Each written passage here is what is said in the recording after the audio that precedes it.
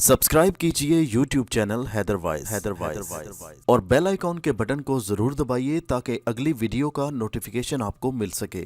शुक्रिया। बूढ़े दर्जी को मैंने मेहमान नवाजी की बड़ी भयानक सजा दी थी। दरख्तों में छुपे हुए मुझे काफ़ी देर गुजर गई, मगर वो लोग थे कि वो हार मानने का नाम नहीं ले रहे थे। वो सब लोग मुझे काफ़ी देर ढूंढते रहे।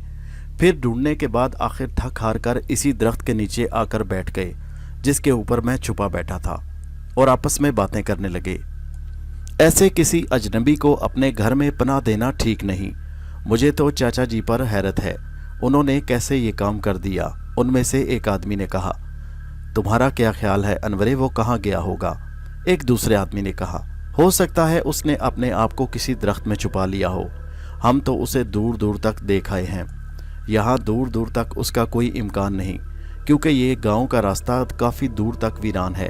वो ज़्यादा से ज़्यादा किसी दरख्त में अपने आप को छुपा सकता है, क्योंकि तुम जानते हो कि दूसरा गांव यहाँ से बहुत फासले पर है और दूसरे गांव तक इतनी जल्दी पहुँचना उसके लिए आसान नहीं। इस बात पर एक लम्हे के लिए मैं घबरा गया। दूसरा आदमी बोला, मगर हाशिम, अब हम 17 कोस के फासले पर हर दरख्त को तो नहीं देख सकते। तुम्हारी बात दुरुस्त है, मगर जहाँ तक हम देख सकते हैं वहाँ तक तो देखने जाएंगे। चलो तुम साथियों उठो और आसपास के तमाम दरख्तों पर चढ़कर देखो, कहीं वो किसी दरख्त में ना छुपा बैठा हो। और फिर उनकी बात सुनते ही वो सब लोग उठकर इधर उधर बिखर गए। उनमें से एक आदमी उस दरख्त पर चढ़ने लगा जिस पर मैं छुपा हुआ था। फिर साथ ही मैं घबरा गया कि अब मैं पकड़ा जाऊंगा। वो आदमी किसी बंदर किसी फुर्ती के साथ दरख्त के ऊपर चढ़ता चला आ रहा था। मैं दरख्तों के पत्तों के अंदर बेहिस्सो हरकत पड़ा था कि उसकी नज़र मुझ पर न पड़े, मगर मेरी बदकिस्मती कि उसकी नज़र मुझ पर पड़ गई। और फिर मुझे देखते ही उसने खुशी से नारा लगाया कि पकड़ा गया। फिर उसने मेरी तरफ हाथ बढ़ाकर मुझे पकड़ लिया। वो मेरा बाजू ज़ोर ज़ोर से खींचने लगा। मैं अजीब मुसीबत में घिर गया। वो गाँव का काफ़ी तगड़ा नौजवान था। अब मेरे लिए यहाँ से भागना मुमकिन नहीं था। मैं उससे बाजू छुड़वाने की कोशिश करने लगा। मैंने एक हाथ से शाख को मजबूती से थाम रखा था और दूसरे हाथ का भरपूर वार मैंने उसके मुंह पर किया, मगर मेरा इतना जोरदार तमाचा खाने के बावजूद उसने मुझे नहीं छोड़ा। और फिर इसी कोशिश में हम दोनों एक दूसरे से गुथम गुथा जमीन पर आ गिरे। गिरने से पहले दरख्त की शाख मेरे सर से जोर से टकराई और फिर मेरा दिमाग अंधेरे में डूबता चला गया। जिस वक्त मुझे होश आया, मेरा सारा जिस्म फोड़े की तरह दुख रहा था और मैं रस्सियों से बंधा हुआ था। मेरे सामने एक बड़ी बड़ी मूंछों वाला आदमी बैठा था। सर पर पगड़ी बांधे खौफनाक नज़रों से मुझे घूर रहा था। ये कौन सा सूरमा पैदा हो गया जो हमारे गांव में हमारे आदमी को मार डाले? कौन हो तुम? उस आदमी ने सख्त लहजे में पूछा। मेरे जिस्म के अंदर जैसे बिजलियां सी भर गईं। मेरे जिस्म के अंदर काफ़ी दर्द हो रहा था, मगर इसके साथ साथ मैं एक अजीब सी तवानाई भी महसूस कर रहा था। तुम मेरे साथ ये सलूक क्यों कर रहे हो? मैं एक मुसाफिर हूँ। वो आदमी घुरा कर बोला, खबीस इंसान, हमारे आदमियों को हलाक कर दिया और तुम अपने आप को मुसाफिर कह रहे हो? तुम जानते हो जिस आदमी ने तुम्हारे साथ नेकी की, तुमने उसी के बेटे को मार डाला, और दूसरा आदमी जिसे तुमने दरख्त से गिराया वो भी मर चुका है। मैं उसकी बात सुनकर बड़ा हैरान हुआ। मुझे महसूस हुआ कि मेरे जख्म तेज़ी से मुंदविल होने लगे और एक मर्तबा फिर मैं अपने अंदर ताकत महसूस कर रहा था। मैं रस्सियों से अपने आप को आज़ाद करने के लिए हाथ पांव मारने लगा, मगर उन्होंने काफ़ी मोटी रस्सियों से मुझे बांध रखा था। इसके साथ 2 और आदमी खड़े थे, जिनमें से एक की आवाज़ मुझे जानी पहचानी मालूम हो रही थी। जो शायद रात वाले लोग मेरा पीछा करने आए थे, उनमें से एक था। मेरे जिस्म के जख्म तेज़ी से मुंदमिल होते देखकर वो दोनों हैरान रह गए और फिर कहने लगे, चौधरी साहब, ये तो मुझे कोई जादूगर लगता है। जितना हमने इसे मारा है, कोई और होता तो अभी तक मर गया होता। इतनी देर में मुलाजिमा इत्तला लेकर आई कि कोई नौरानी साहब आए हैं। चौधरी साहब ने उन्हें अंदर बुलवाया और एक बारेश शख्स अंदर दाखिल हुआ। चौधरी साहब उस आने वाले बारेश शख्स से उठकर बड़े एहतराम के साथ मुसाफा करने लगे। खैरियत नौरानी साहब, कैसे आना हुआ? चौधरी उसकी तरफ देखकर बोला, चौधरी साहब, वो करीम बख्श के मकान के सिलसिले में आपसे बात करना चाहता हूँ। फिर वो नौरानी मेरी तरफ देखकर चौंक पड़ा और कहने लगा, ये आदमी कौन है? चौधरी साहब उसे बताने लगे कि ये नहायत जालिम आदमी है जो रात को हमारे गांव में दाखिल हुआ। गांव के एक नेक आदमी ने इस पर तरस खाकर इसे अपने घर रात के लिए मेहमान बनाया, इसे अच्छा खाना पेश किया। मगर इसने रात में उसी की इज्जत पर डाका डाला और मज़ाहमत पर उसके बेटे को कत्ल कर दिया। हमने इसे खूब मारा है, बड़ी मुश्किल से हमारे हाथ लगा है, मगर लगता है इस पर हमारी मार का असर नहीं हुआ। नौरानी साहब मेरी तरफ देखकर बोले, इसे पुलिस के हवाले क्यों नहीं करते? चौधरी साहब कहने लगे, हाँ ऐसा ही करेंगे, मगर हम भी तो ज़रा इसकी मिजाज पुरसी करें कि इसने हमारे गांव के आदमी को मारने की हिम्मत कैसे की। नौरानी साहब बड़ी अजीब सी नज़रों से मेरी तरफ देख रहे थे। फिर वो चौधरी साहब से कहने लगे, चौधरी साहब ज़रा मेरे साथ बाहर आइए। चौधरी उठकर उनके साथ बाहर चला गया। जब वापस आया तो चौधरी हैरत से मेरी तरफ देख रहा था। उन साहब ने पता नहीं चौधरी को क्या बताया कि वो दोनों अजीब सी नज़रों से मेरी जानिब देख रहे थे। फिर उन्होंने दोनों मुलाजमों को बाहर निकलने का इशारा किया। अब कमरे में मेरे और नौरानी साहब और चौधरी के अलावा कोई नहीं था। नौरानी साहब, आपको यकीन है आप जो कुछ कह रहे हैं वो सही है? चौधरी मेरी जानिब हैरत से देखकर बोला, जी चौधरी साहब, मेरा इल्म गलत नहीं बताता।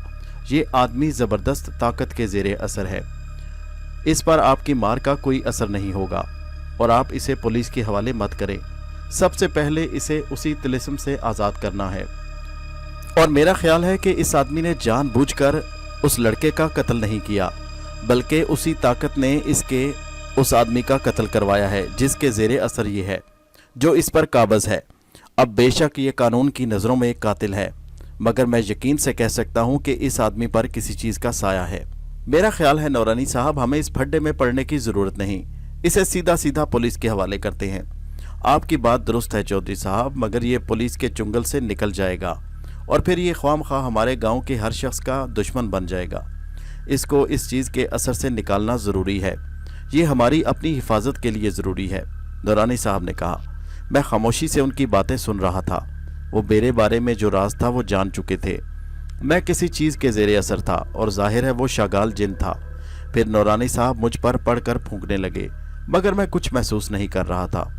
काफ़ी देर तक नौरानी साहब मुझ पर पढ़ कर फूंकते रहे और बिलाखिर चौधरी साहब से कहने लगे, चौधरी साहब, मैं शाम को फिर आऊँगा, आप इसे जितना हो सके मजबूत रस्सियों से बांध कर रखें और इस पर तशद्दुद ना करें।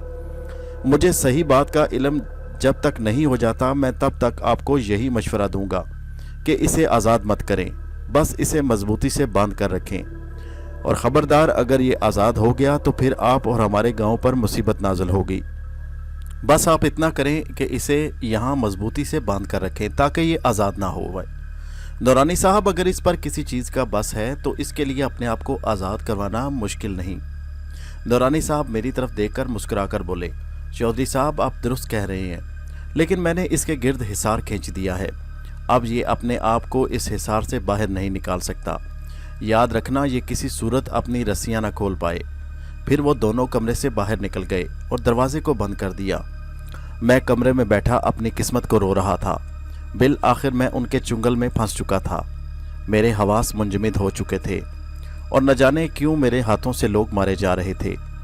अपनी बीवी का कत्ल मैंने खुद हवास में किया था, लेकिन इसके बाद जो कुछ हुआ उस पर मेरा इख्तियार नहीं था। जो चीज़ मुझ पर काबज़ थी वो मुझसे काम ले रही थी। मैं खुद समझ नहीं पा रहा था।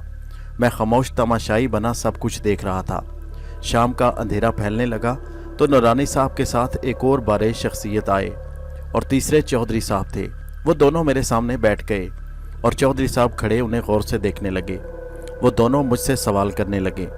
मैंने बताया कि मैं लाहौर का रहने वाला हूँ, जंगल में शिकार करते रास्ता भटक गया। तो वो पूछने लगे, तुमने उस लड़के का कत्ल क्यों किया? वो दोनों पुलिस की तरह मुझसे तफ्तीश कर रहे थे। मैंने बताया कि मैंने उस लड़के का कत्ल नहीं किया। फिर वो दोनों अजीब सी नज़रों से एक दूसरे को देखने लगे। उन्होंने चौधरी को पानी का इशारा किया और चौधरी पानी लेने कमरे से निकल गया। उन दोनों के पास एक थैला था। उन्होंने थैले में से कुछ सफ़ूफ निकाला और उसे एक प्लेट में डालकर सामने रखकर कुछ पढ़ने लगे। वो काफ़ी देर उस पर पढ़ते जा रहे थे और मेरी हालत अजीब होनी शुरू हो गई। जो वो पढ़ रहे थे मुझे ऐसा लग रहा था जैसे मेरे गिर्द लिपटी हुई रस्सियाँ मज़ीद सख्त होती जा रही हों। और फिर उन्होंने वो सफ़ूफ मुझ पर छिड़क दिया। सफ़ूफ मुझ पर छिड़कने की देर थी, मुझे ऐसा महसूस हुआ जैसे मेरे चारों तरफ आग भड़क उठी हो और फिर मेरे हलक से खौफनाक चीखें निकलने लगीं। तुम दोनों मेरे रास्ते से हट जाओ, वरना मैं तुम दोनों को मार डालूंगा। इस आवाज़ पर मेरा कंट्रोल नहीं था।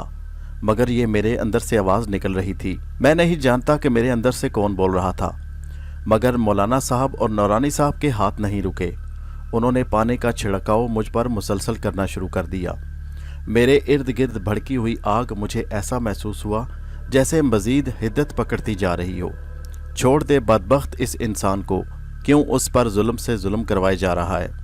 इंसानों का दुश्मन है, अपनी भूख और प्यास मिटाने के लिए इस गरीब को क्यों आलाकार बना रहा है। उन्होंने ये कहते हुए एक हंटर उठाया और मुझे पीटना शुरू कर दिया। उनके हंटर मुझ पर पड़ रहे थे, मगर मुझे दर्द की शिद्दत महसूस नहीं हो रही थी। मेरे अंदर से चीखें बुलंद हो रही थीं और वही खौफनाक आवाज़ जो अपने बचाव के लिए आहें भर रही थी। मौलाना साहब काफ़ी देर तक मुझ पर हंटर बरसाते रहे और फिर मैं बेहोश हो गया। मुझे नहीं मालूम मैं कितनी देर तक बेहोश रहा। जिस वक्त मुझे होश आया मैं अस्पताल में था। मेरे इर्द गिर्द 2 पुलिस वाले खड़े थे और सामने एक पुलिस इंस्पेक्टर बैठा था। साथ ही नौरानी साहब और चौधरी साहब भी खड़े थे। चौधरी साहब और नौरानी साहब परेशान दिखाई दे रहे थे। इंस्पेक्टर ने उनकी तरफ देखकर कहा, चौधरी साहब, आपकी नेकी कुछ काम आ गई कि ये बच गया। अगर इसे बरवक्त अस्पताल न लाते तो शायद मर जाता। इतने में डॉक्टर आ गया। डॉक्टर कहने लगा, अभी आप इस मरीज को थोड़ी देर आराम के लिए छोड़ दें, शाम तक आप इसका बयान ले सकते हैं। फिर वो तीनों वहाँ से निकल गए। मैं आंखें मूंदे लेटा हुआ था। मेरे जिस्म में दर्द की शदीद लहरें उठ रही थीं। उस वक़्त तो मुझे दर्द महसूस नहीं हुआ, मगर अब मेरा जिस्म फोड़े की तरह पक रहा था। नर्सें इंजेक्शन पर इंजेक्शन लगा रही थीं।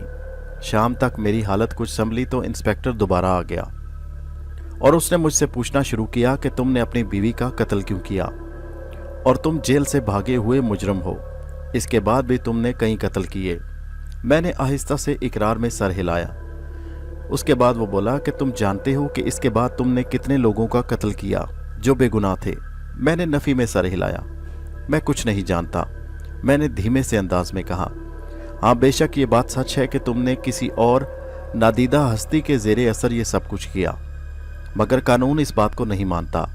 तुमने जिन जिन अफराद का कत्ल किया है तुम्हें उसकी सज़ा ज़रूर मिलेगी, चाहे तुमने किसी और के ज़ेरे असर ही ऐसा क्यों ना किया हो। इसके बाद मैं अस्पताल में 2 हफ्ते तक रहा, जिसके बाद मेरी सेहत काफ़ी बेहतर हो गई। इसके बाद मुझे सेंट्रल जेल मुंतकिल किया गया। मैं गुमसुम एक कोने में बैठा रहता। मुझ पर मुकदमा चलता रहा। मुझे नहीं पता कि मुझे कितनी सज़ा मिली। मेरी ज़िंदगी का मकसद ख़त्म हो चुका था।